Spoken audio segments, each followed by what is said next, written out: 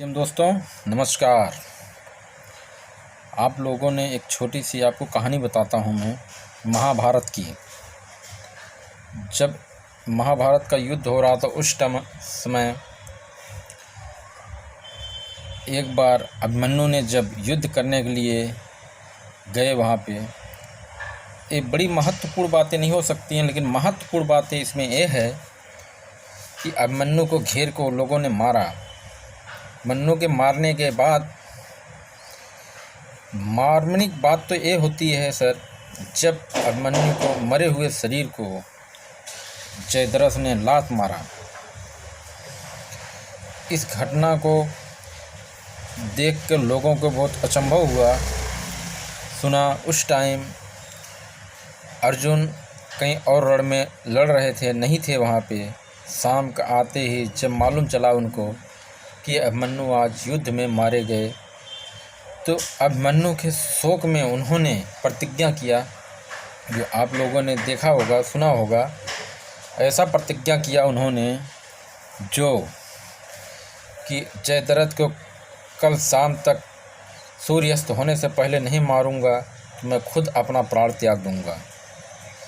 ऐसी भयानक परिस्थिति को देखते हुए जब सुने लोगों में कौरवों के तरफ से एकदम खलबली मच गया और उन्होंने अपना खुशी भी जाहिर किया। एक ही दिन की तो बात है, हम जयद्रथ को आज बचा लेंगे। उन लोगों ने ऐसा किया कि जयद्रथ को छुपा के रखा।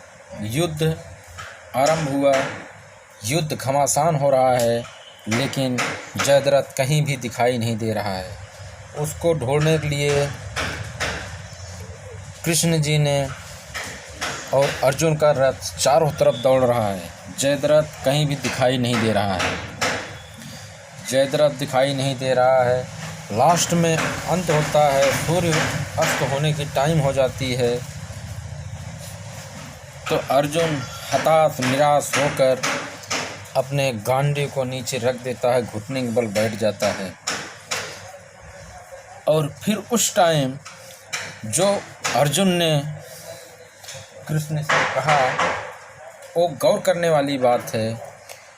अर्जुन ने भगवान कृष्ण से कहा, प्रभु अब आप ही के हाथ में लाज है, आप ही जो करें वही हो सकता है, मैं तो हार चुका हूँ। तो भगवान ने फिर अपनी माया रची, माहौल बनाया, कुछ मैं करता हूँ। उन्होंने बादलों के इशारा किया, बादल सूर्य को ढक लिया। कौरवों को लगा कि अब सूर्यास्त हो गया है, सूर्यास्त हो चुका है।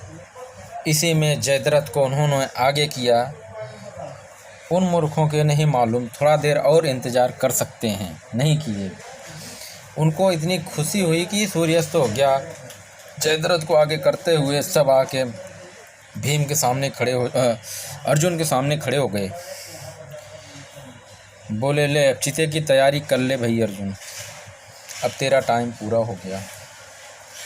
अब इसी टाइम पे भगवान ने अर्जुन की तरफ देखा, जयद्रथ सामने आया, अर्जुन को इशारा किए।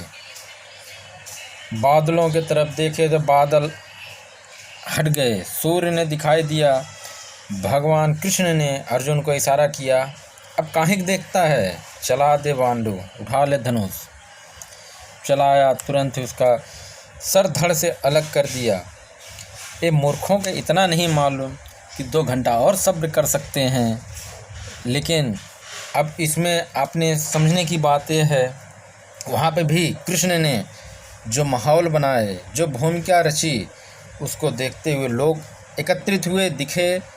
इसका अपने सर्व मार्वनिक बातें है कि सबसे सही तरीका ये है अपने समझने के लिए कि उसमें समझने की बात यह है कि जैसे अपलाइन ने बोले वैसे अपने को करना है। भगवान श्री कृष्ण ने इशारा किया, अर्जुन ने मारा। अर्जुन समझे कि अर्जुन ने मारा, ये गलत होगा, लेकिन अर्जुन ने नहीं मारा। उसको मारे तो असल में श्री कृष्ण जी ने, लेकिन नाम अर्जुन का होता है।